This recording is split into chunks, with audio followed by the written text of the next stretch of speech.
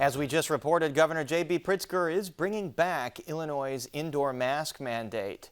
As the Delta variant drives a spike in COVID cases, two reports in the last week outline the challenges of tracking so-called breakthrough COVID cases in fully vaccinated people. And they suggest breakthrough cases are more prevalent than previously thought.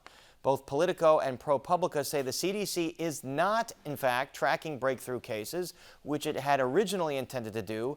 Instead, it's only gathering data on the most severe breakthrough cases. And joining us to discuss the importance and limitations of disease surveillance is Dr. Mark Dworkin, Professor and Associate Director of Epidemiology at the UIC School of Public Health. He previously worked for the CDC in Atlanta and was the Illinois Public Health Department's state epidemiologist. Dr. Dworkin, welcome to Chicago Tonight. Thank you very much. I want to start with the news of the day. Mask mandates for all state employees, vaccine mandates for K through 12 teachers in the state. Your reaction? Well, I mean, nobody likes a mandate. Nobody likes to need a mandate. And you can argue about whether or not you need a mandate. But the bottom line is that masks are a basic, simple way to block transmission of the virus. And we know that masks are helpful. We've used them all the time for other diseases, and we are using them successfully for interrupting COVID transmission.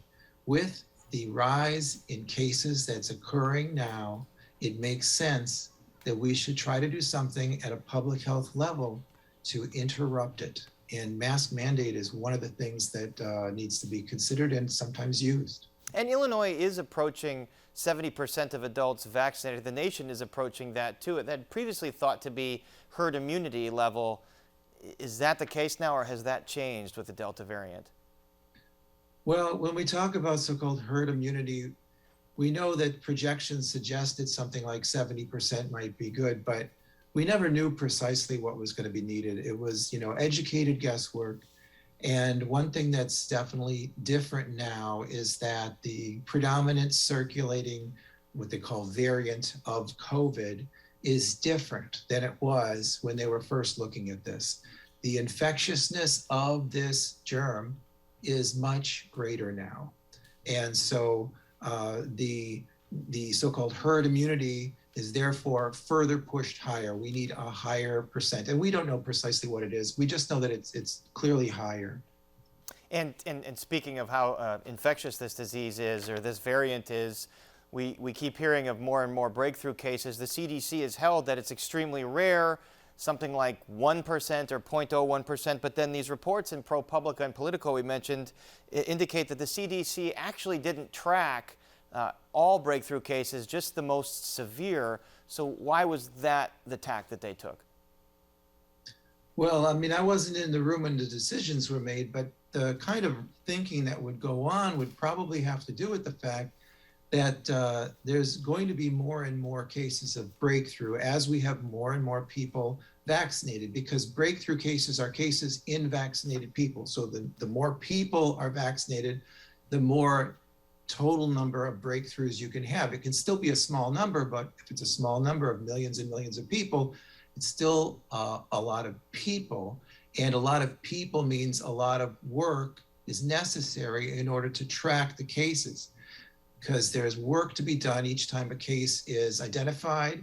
You have to both identify that they have been diagnosed, and you have to match that up with vaccine history. And these two things can be laborsome, especially when you're doing it in health departments that are very strained by dealing with the COVID pandemic and all the work that's involved. So it's very likely that CDC was considering what can we do well versus what do we ideally want to do, which would be to monitor all the breakthrough cases. What can we do well? We can better monitor and understand the sickest ones, the ones who are getting hospitalized. So, and that is what they're monitoring. What does the data tell us from what they've discovered about those cases? Well, I mean, I don't have the latest data from CDC, but the kinds of things that we learn from this kind of data and that have come out in some reports already is that older people, which we would have expected, are more likely to be among the breakthrough cases who get hospitalized. And people who have underlying immune problems, let's say like lupus, or people who are on steroids, or maybe transplants patients, these people are more likely to end up getting hospitalized when they have COVID, even if they were fully immunized. So these are the kinds of factors that they might more readily get that information and be able to then study it when they're hospitalized.